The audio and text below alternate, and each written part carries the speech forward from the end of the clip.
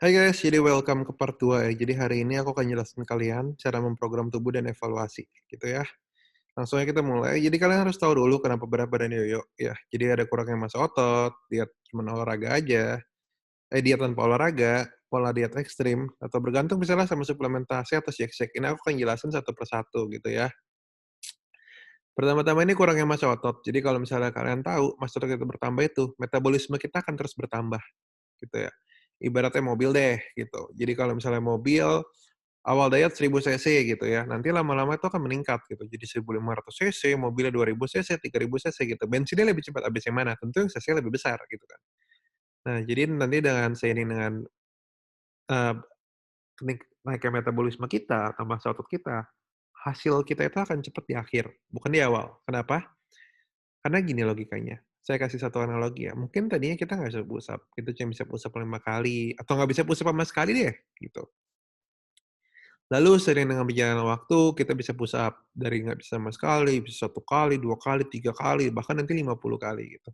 Nah, ketika kita bisa 50 kali push up, itu kan massa ototnya tentu berbeda dengan awal mulai atau ketika kita cuma bisa push up 5 kali gitu. Jadi badan kita itu akan beradaptasi dengan jenis olahraga yang kita berikan. Jadi fitness level itu tujuannya adalah nanti kita melatih seluruh otot di tubuh kita. Kalau push up kan dada aja. Nggak cuma dada nih, kita nanti pengennya kayak bahu, punggung, tangan, kaki, bokong gitu ya. Jadi kita akan latih seluruh otot di tubuh kita. Kalau buat cewek jangan takut jadi kurus remah itu nggak mungkin, tenang aja gitu. Nanti akan dijelaskan juga kenapa. Dan jadi banyak orang itu kurangnya massa otot ketika mereka diet only atau mereka cuma diet sama cardio only. Jadi mereka itu berat badannya turun, lalu nge-stuck. Kenapa nge-stuck ya? Karena metabolismenya nggak bisa naik lagi.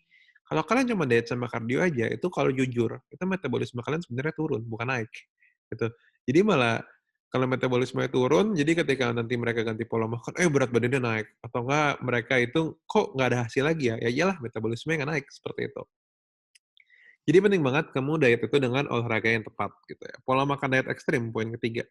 Jadi pola makan diet ekstrem ini adalah aku kasih analogi, misalnya kita itu kalori defisitnya tuh nggak usah terlalu ekstrim lah, sesuai dengan rumus saja. Nanti akan aku jelasin di pola makan juga ada ya, gitu ya. Kalau aku kasih analogi itu misalnya orang ini di kalori defisit 2000 itu dia berat badannya udah turun. Kalau dia udah berat badannya di 2000 turun, ya udah nanti kalau nge kita kurangin ke 1900, lalu nge lagi ke 1800 dan selanjutnya. Kesalahan orang itu biasanya adalah dia itu ketika diet itu terlalu ekstrim, jadi dia mau langsung cut kalorinya ke 800 gitu.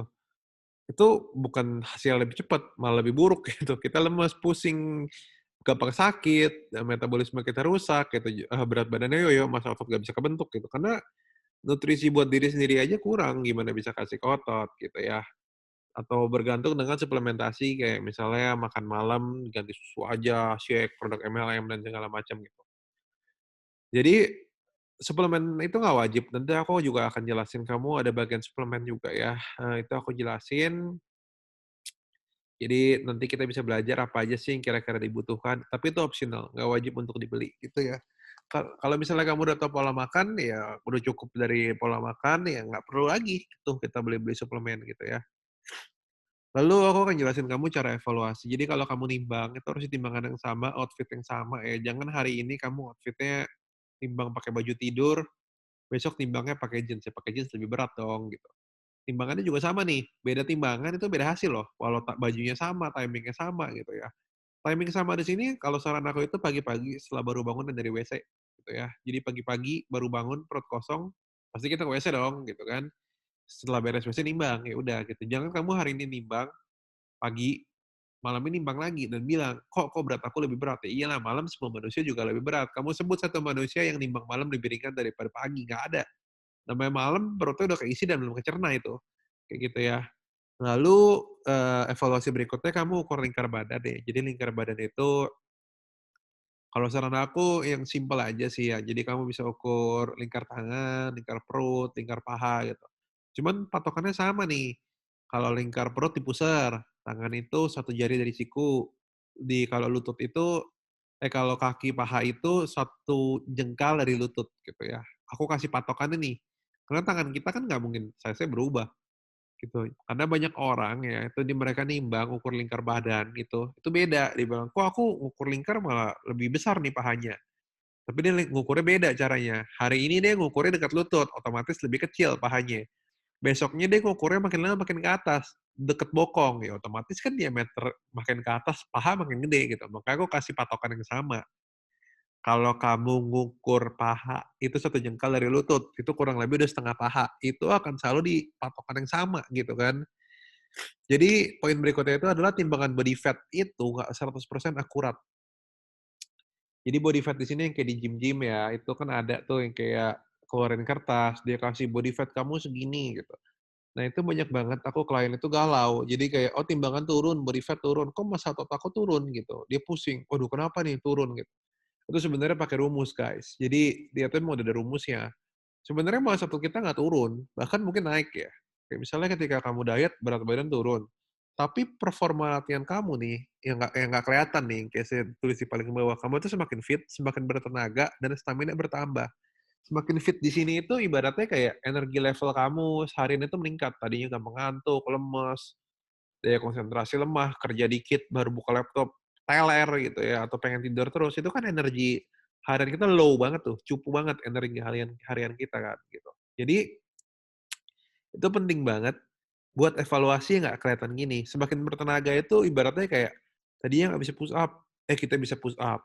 Tadinya kita nggak bisa main gerak, nggak bisa sit up dan bisa 3 4 kali, sekarang bisa 10 kali. Itu kan tandanya ada indikasi kenaikan massa otot, fitness level kita meningkat loh. Gitu. Stamina bertambah juga. Jadi dari pola latihan yang aku berikan, setiap orang beda-beda ya, setiap kalian pasti mendapatkan pola latihan yang aku buatin khusus gitu. Jadi staminanya tuh bertambah loh. Jadi ibaratnya kayak, tadinya aku main 3 gerakan itu udah loyo, sekarang aku main 3 4 gerakan sampai bahkan 6 gerakan, aku masih kuat-kuat aja gitu ya. Itu kan ada indikasi kenaikan fitness level gitu, tapi di mesin tulisnya fitness level kita menurun, ya iyalah kan dia pakai rumus kayak gitu. Jadi jangan galau ya sama timbangan-timbangan body fat itu, karena aku bilang dulu itu nggak akurat gitu. Ya, dan juga timbangan kita itu nggak akan pernah bisa 100% akurat untuk evaluasi kita, karena badan kita itu ada berat air. Jadi berat air ini bahkan dipengaruhi dari pola makan. Karbohidrat kita semakin banyak, itu dia ngikat air loh, gitu. Contoh, hari ini kamu makannya ini oke nih, karbohidrat seimbang, protein seimbang, dibandingin sama orang yang dia diet kalori, cuman fokus kalori aja gitu ya. Tapi, pola makannya itu isinya karbohidrat semua, dia pasti beda gitu. Berat badannya itu berubah, dia akan kayak hari ini karbo dan protein, besok orang yang sama ini karbohidrat aja, itu berat air dia akan nambah, dia akan lebih berat. Dan dia akan chat ke saya, dia akan bilang bahwa, "Koh, saya mau konsul, kalori aku tetap di 2.000 nih," misalnya, "tapi kenapa berat aku naik ya?" Gitu. Aku nanya, "Komposisi yang kamu makan gimana?" Komposisi berbeda, hasil di badan kita beda, gitu. Jadi diet itu bukan cuman, kalori defisit, itu kan di Google juga tahu kalau kamu kata kalori defisit itu apa sih, gitu. Itu emang ada sainsnya, apa yang kita makan itu impact ke badan kita, seperti itu. Bahkan, berat organ itu juga ada gitu, berat organ atau misalnya, hormonal. Hormon di sini kayak misalnya cewek nih ya, kalau wanita itu mau PMS, itu berat airnya tuh nambah, berat air di tubuh. Perutnya akan lebih besar, lebih berotot. Jadi banyak cewek, misalnya dia baru mulai diet gitu ya sama saya seminggu, lalu dia PMS dan dia bilang, "Kok berat saya naik 2 sampai 3 kilo?" Gitu. Saya nanya, "Kamu mau PMS?" "Iya." Itu wajar banget kalau cewek mau PMS itu beratnya naik. Nanti setelah selesai datang bulan, beratnya itu turun lagi ya, kayak gitu. Goal kita tuh fat loss ya, bukan weight loss gitu. Jadi kita tuh cuman mau menurunkan, berat lemak aja, bu eee, berat otot atau berat yang baik itu kita mau keep gitu. Jadi patokan kita tuh bukan weight loss, kalau weight loss itu berat yang baik kita juga mau buang gitu. Nah jadi banyak orang itu diet itu hasilnya cepet, saya turun 10 kilo karena diet ekstrim ya. 5 kilo massa otot, 5 kilo massa lemak, ya. Itu saya berani jamin bulan pertama turun, bulan kedua itu beratnya udah naik atau udah lemas gitu. Karena massa otot nggak ada di badan, kita tuh lemas gitu. Kayak ibaratnya, kamu angkut-angkut barang atau kamu jalan itu kan pakai otot. Kamu angkut belanjaan itu kan pakai otot, gitu. Massa otot nggak ada, ya kita lemes lah mau ngapa-ngapain gitu. Pegang sesuatu aja berasa berat, kayak gitu. Sama berikutnya, poin kedua nih kalau kamu baca ya, jadi dalam jangka panjang itu badan kita itu massa lemaknya akan turun atau timbangan kita itu akan turun karena lemak itu akan hilang lebih banyak daripada kenaikan massa otot. Jadi banyak klien saya itu galau, karena massa ototnya naik 3 kilo, lemaknya hilang 3 kilo, "Kok timbangan saya stabil ya? Udah 3 bulan nggak turun-turun," misalnya, karena ada kenaikan massa otot 5 kilo misalnya, dan lemak juga turun 5 kilo, ya kan stabil dong kalau kita nimbang dong, nggak ada perubahan kan, tapi badan kecilan banget tuh pasti. Nah, setelah itu dia galau nih, "Aduh, kok nggak bisa turun-turun ya? Karena patokan aku tuh timbangan," gitu. Kalau aku kasih saran ke orang-orang, fokusnya itu adalah ke kondisi fisik, bukan ke timbangan. Timbangan itu salah satu evaluasi kita aja. Hidup kita itu lebih indah dari timbangan. Bentuk badan kamu lebih indah dari timbangan. Selama badannya lebih bagus, bisa pakai baju lebih bagus, ukurannya lebih kecil, kelihatan lebih seksi, kita tuh udah on the right track. Kita itu di progres yang bener gitu. Tapi nih buat yang masih bandel banget pengen timbangannya ini turun gitu ya, mungkin ada kebanggaan kali ya kalau misalnya ditanya orang, "Timbangan lu berapa?" "Oh gue 50 kilo." "Widih, kurus banget loh," misalnya gitu. Nah, itu jangan takut, karena massa otot itu naiknya terbatas. Kenapa terbatas? Karena bahan bakar atau bahan baku utama pembentukan massa otot itu adalah hormon ya. Jadi hormon di manusia itu terbatas, bukannya unlimited, bahkan makin tua makin turun gitu. Tapi bukan berarti nggak bisa bentuk massa otot gitu. Menurun bukan berarti nggak ada ya gitu. Itu harus ini karena banyak klien aku yang udah umur 40-an itu mereka itu, galau gitu. Kayak, "Aduh aku bisa nggak ya bentuk massa otot?" "Bisa, tenang aja." Menurun bukan berarti nggak ada. Oke balik ke poin ya. Jadi, di sini kalau misalnya kita contoh, massa otot kita itu maksimal, itu contoh ya, itu misalnya naiknya 10 kilo deh. 10 kilo itu sebenarnya udah banyak banget, itu udah bener-bener banyak gitu ya. Tapi lemak kita ini dalam jangka panjang itu kita kan bisa turun sampai ideal. Kayak misalnya kamu ini overweight 30 kilo, contoh gitu. Lalu di awal perjalanan berat badannya ini nggak berkurang banyak timbangannya, karena ada kenaikan massa otot. Tapi misalnya ketika massa otot kita udah full atau udah fitness level udah oke, ya udah, dia akan di situ-situ aja. Tapi lemak kita kan turun terus nih, turun terus seiring dengan berjalannya waktu. Lama-lama kan timbangan kita turun sendiri. Kayak tadi kita overweight 30 kilo, massa otot kita itu maksimal contoh cuma naik 10 kilo di badan. Itu otomatis kita kan ada defisit 20 atau kita masih bisa nanti timbangannya akan di akhir ketika kita udah sukses, itu akan terlihat turun 20 kilo. Aku nggak bisa jelasin kenaikan massa otot orang itu bisa berapa, karena beda-beda setiap orang. Mereka yang semakin tinggi, mereka otomatis membutuhkan massa otot yang lebih besar. Panjang tangannya aja beda, otomatis massa ototnya juga beda gitu. Jadi orang yang semakin tinggi itu dia massa ototnya semakin besar, itu wajar gitu ya. Karena ya logikanya gini deh, cowok misalnya dia mau gedein tangan, yang satu tinggi 160, yang satu tingginya setinggi saya 185 gitu ya. Sama-sama massa ototnya naik 1 kilo misalnya. Dia yang 160, tangannya udah kelihatan gede. Di saya, tangan saya masih kecil. Ya karena kan beda tinggi badannya, otomatis indikasi massa otot kita bisa naiknya berapa juga berbeda gitu. Jadi faktor tinggi badan atau aktivitas fisik itu mempengaruhi dengan massa otot kita juga gitu. Kayak misalnya dari dulu emang kita sering olahraga gitu, otomatis ya massa otot kamu ketika mulai ini udah ada gitu, dan hasilnya bisa lebih cepat dibanding mereka yang dari dulu nggak pernah olahraga, misalnya seperti itu. Nah ini aku nggak ngejelasin lebih detail ya, karena kalau terlalu detail itu setiap orang beda-beda. Itu pasti klien-klien kamu boleh ya nanti japri ke aku nanya-nanya atau belajar itu ya nggak masalah gitu. Di sini aku akan jelasin general knowledge agar kamu tuh tahu gitu, kamu tahu ilmunya apa agar mandiri gitu ya. Lanjut. Poin 3 nih, jadi bagian tubuh yang kamu pengen, itu akan ikut mengecil seiring dengan penurunan berat badan. Contoh ya, jadi misalnya kamu ini, aku nih selalu pakai contoh, karena kalau nggak pakai contoh, rata-rata orang nggak ngerti, gitu. Jadi, eee, aku ini kan seorang nutrisionis sama expert trainer gitu. Tapi aku itu bukan tipe yang kayak seorang dokter atau seorang science medic yang kalau ngejelasin itu pakai bahasanya itu ribet-ribet gitu. Aku lebih suka itu pakai bahasa santai, gitu. Karena kita ini bukan anak kuliahan yang kalau belajar itu ribet. Jadi aku selalu pakai bahasa manusia yang bisa dimengerti kamu, biar kamu juga nangkep belajarnya cepet gitu. Oke, ini jadi aku jelasin ya, maksudnya gimana nih poin nomor 3. Analoginya lagi, dia itu overweight 20 kilo nih. Lalu dia itu setelah overweight 20 kilo, dia udah turun 3 kilo nih. Lalu dia curhat ke saya, kok paha saya belum kecilan ya kok, gitu. Ya belum lah, 17 kilonya mau kemana? Gitu. Tapi kalau kamu udah turun 20 kilo, udah ideal nih, ya mungkin paha kamu akan kecilan gitu. Karena lemak itu kita nggak bisa pilih. Kamu mau turunnya di bagian mana dulu itu kita nggak akan pernah bisa pilih. Jadi kamu pengen pengen paha kamu kecilan, pengen tangan kamu kecilan, atau cowok nih misalnya pengen man boobs-nya hilang. Ya udah kamu sabar aja, nanti badannya ideal, itu pasti akan hilang sendiri gitu, santai aja gitu. Jadi ini yang kayak aku bilang ya, turun berapa kilo bukan berarti badannya udah ideal gitu. Tuh, ya kan masih ada yang harus kita buang lagi lemaknya kayak gitu. Lanjut. Ini yang kayak saya bilang, kalau kamu lihat setengah kilo lemak sama setengah kilo otot itu beda. Setengah kilo otot itu jelek deh. Sorry, setengah kilo lemak itu jelek deh, bleber, bikin metabolisme melambat, kolesterol, bahkan kalau kebanyakan jadi fatty liver, bisa entar menyumbat jantung, sakit jantung. Pokoknya kelebihan lemak itu nggak ada yang bagus lah. Itu sumber segala penyakit gitu ya.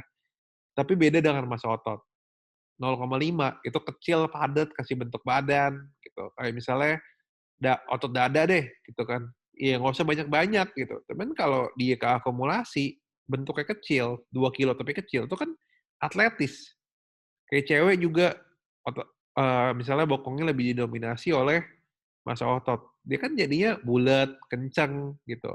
Bukan yang gede, bleber, pantatnya besar kemana-mana, kan bukan kayak gitu. Jadi, walau beratnya sama, bentuknya itu beda loh, antara massa lemak dan massa otot, gitu ya. Lanjut. Ini ada beberapa program sama goalnya. Jadi beberapa program pertama itu adalah, bulking, cutting, atau skinny fat. Itu ada 3, rata-rata ini udah aku rangkum. Karena orang itu kalau nggak cuma mau naikin berat badan, turunin berat badan, atau nggak nih skinny fat tipe galonnya akan aku jelasin nanti ya. Jadi bulking itu tujuan utama kita ketika kita menaikkan berat badan itu kita menaikkan massa otot sebanyak-banyaknya. Tapi kita meminimalisir kenaikan massa lemak nih, gitu. Karena banyak orang itu kalau bulking itu salah. Yang penting timbangan aja beratnya naik gitu. Itu nanti jelek banget, nanti akan aku jelasin. Kalau misalnya kita mau cutting atau menurunkan berat badan itu sebaliknya. Kita pengen menurunkan massa lemak sebanyak-banyaknya, tapi kita pengen meminimalisir penurunan massa otot bahkan meningkat. Karena kalau meningkat bagus, metabolisme kita terus bertambah. Kalau menurun ya kayak aku bilang tadi, nggak bagus dong kayak gitu. Lalu ada orang yang ketiga nih, biasanya skinny fat nih, dia galau nih. Aku nggak pengen timbangannya turun lagi. Kalau timbangan aku turun lagi nanti jelek. Skinny fat itu kalau nggak ada yang tahu ya, kalian boleh buka handphone lah ya. Ketik skinny fat di Google ke bagian image. Nah itu biasanya itu rata-rata cowok sih, cewek jarang ini. Cowok itu yang tipenya kayak ya kalau pakai baju kelihatan kurus, tangan dada kurus tapi perutnya buncit gitu. Jadi dia nggak pengen timbangannya turun lagi. Tapi aku pengen lebih atletis, perutnya ini. Nanti itu akan aku bahas ya. Ini aku akan bahas penaikan berat badan dulu ya. Jadi kalau buat yang menentukan ya ini boleh di-skip, kalau yang buat mau belajar ya silakan gitu ya. Jadi buat yang menaikkan berat badan, kesalahan utamanya itu fokus sama timbangan. Ah, yang penting berat badan aku naik, naik, naik, naik. Tapi kalau yang naiknya terlalu lemaknya terlalu banyak, itu hasilnya jelek. Bukan gede atletis, malah bleber-bleber badannya. Bisa jadi tangan sama dada yang kamu pengen jadi atletis itu nggak kelihatan atletis, tetap kecil, perutnya yang gede, jadi jelek banget, kayak busuk lapar malah. Jadi itu kalau fokus sama timbangan aja gitu. Jadi atau enggak misalnya dia bulking, dia itu nggak tahu pola makannya gimana, kalorinya berapa, apa yang harus dimakan, porsinya segimana. Jadi dia makan sebanyak-banyaknya aja gitu, itu otomatis lemaknya naik banyak. Ingat, kita itu pengen naikin massa otot, tapi massa lemaknya kita minimalisir. Jadi kita semakin atletis dan bagus gitu ya. Oke, kalau misalnya cutting, itu sebaliknya, ini kesalahan yang sering terjadi, kalorinya terlalu minim. Jadi kayak diet ekstrim yang aku jelasin di awal, udah kalori terlalu minim, otomatis dia lemes dong. Dia kalorinya terlalu minim, udah lemas, nggak bertenaga, gampang sakit, ngedrop, ya pusing, kadang ada yang sampai pingsan gitu. Jadi kalorinya udah terlalu minim, buat diri sendiri aja kurang gitu. Gimana kamu bisa ada kalori buat naikin massa otot. Jadi penting banget nih, ketika cutting itu penting banget kamu ada seseorang yang bisa bikinin kamu meal plan. Gimana caranya kita diet, tapi massa otot bisa naik, atau kita nggak pusing, atau kita tetap fit, energi level harian kita meningkat gitu. Itu penting banget gitu ya. Nah, jadi ketika kita cutting kesalahan yang lain, ini di bulking juga terjadi. Pola latihannya itu nggak maksimal. Jadi kalau di sini kan pola latihan setiap klien aku kasih ke kamu nih. Aku bikinin kamu jadwal schedule ya. Hari ini latihan apa, besok latihan apa, oh besoknya nggak usah olahraga gitu ya. Kamu mau latihan di gym, aku buatin. Mau latihan di rumah, aku buatin gitu ya. Nah, jadi kalau pola latihan nggak maksimal ya kamu cuma asal comot dari YouTube atau dari Google, hari ini latihan ini, besok comot lagi dari source ini gitu. Jadi schedule-nya juga nggak jelas. Ada sih olahraga, cuman validasinya nggak ada. Bener gak nih? Gitu. Kalau di sini kan memberikan validasi yang benar itu adalah tugas aku sebagai seorang expert dan profesional untuk memberikan kamu hasil gitu. Biar kamu tinggal ikutin aja contekan atau resep dari aku, ya udah kamu sukses gitu. Jadi kamu tinggal tahu beres aja dari pengalaman sama belajar ya aku bertahun-tahun ini gitu ya.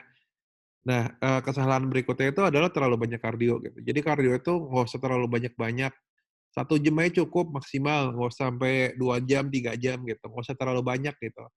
Dan juga kardio itu harus selalu di akhir ya. Jadi kalau kita main beban dulu baru kardio. Jangan kardio dulu baru, main beban gitu, itu beda hasilnya. Kalau kita kardio dulu baru main beban,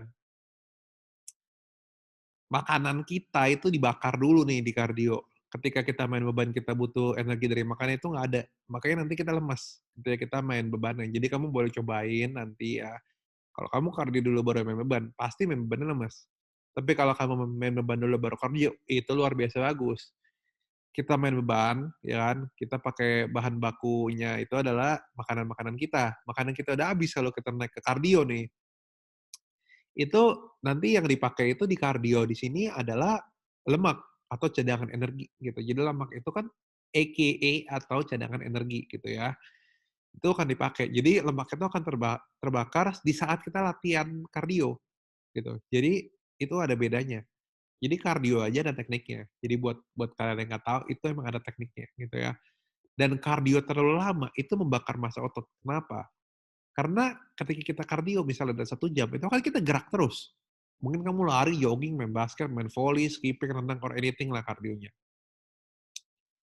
Ketika habis gitu ya, bahan bahan bakar kita atau energi kita habis gitu, itu secara otomatis dia akan berpikir seperti ini tubuh kita, "Aduh, makanan gue udah habis, berikutnya gue ambil dari mana nih? Kalau gue mau konversi lemak jadi energi itu lama, nggak secepat itu. Gue butuh yang cepet, karena badan gue ini lagi lari," gitu. Dia akan ambil dari otot kita, karena itu cepat dikonversi jadi energi. Jadi massa otot itu bisa menurun kalau kardio kelamaan ya, kayak gitu. Nah ini slide terakhir, jadi buat yang skinny fat, ini biasa ini, banyak bahkan banyak coach itu yang nggak bisa handle. Karena kegagalan utamanya adalah gini,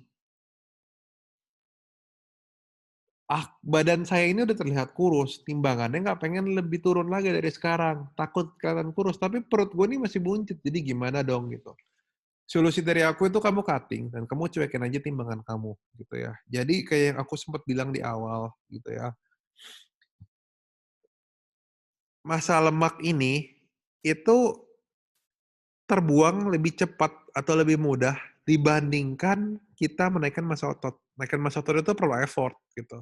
Kita nggak bisa olahraga dan besok kita langsung bisa pull up, nggak bisa, gitu. Perlu waktu membangun massa otot di back sampai kita tuh bisa pull up gitu ya. Buat cowok aja pull up susah ya, gitu kan. Ibaratnya nggak bisa kita main beban, besoknya kita langsung bisa push up 100 kali gitu, nggak bisa gitu. Itu perlu waktu gitu kan. Jadi kalau misalnya kamu timbangannya itu turun gitu ya, ya nggak apa-apa karena itu emang part of process. Itu adalah proses kita untuk menuju sukses. Kamu harus menerima proses itu karena nggak ada jalan lain udah. Ibarat nih, kita mulai jalankan program dari aku, gitu ya. Dan timbangan kamu turun, gitu. Setelah timbangan kamu turun, ya udah kamu jangan galau, gitu. Karena emang lemak itu harus kita buang. Nanti kalau misalnya lemaknya udah hilang semua, dan masa otot kita terakumulasi dari setiap sesi latihan yang berbulan-bulan itu kita lakukan sampai masa otot di badan kita penuh, itu kan hasilnya kamu kebayang akan bagus. Lemaknya udah hilang dan kamu lebih atletis gitu. Jadi ketika kamu menjalankan program dan kamu kelihatan makin kurus, ya nggak usah takut, nggak masalah itu. Karena nanti kamu akan atletis seiring dengan akumulasi massa otot gitu. Jadi lemak itu buat apa disimpan, itu emang harus kita buang, kayak gitu ya. Jadi ini buat yang skinny fat itu jangan galau. Jadi kita tetap cutting atau kita tetap fat loss, tapi kita bangun massa otot, jadi kamu cuekin aja timbangan kamu, jangan takut gitu. Karena fokus kita itu di bentuk badan gitu, bukan timbangan. Hidup itu lebih dari timbangan gitu ya. Nah, jadi ini aja pembelajaran materi kedua ya tentang cara evaluasi program, tentuin goal kamu dan segala macam. Oke, kita akan lanjut ke slide ke pembelajaran berikutnya. Oke, thank you.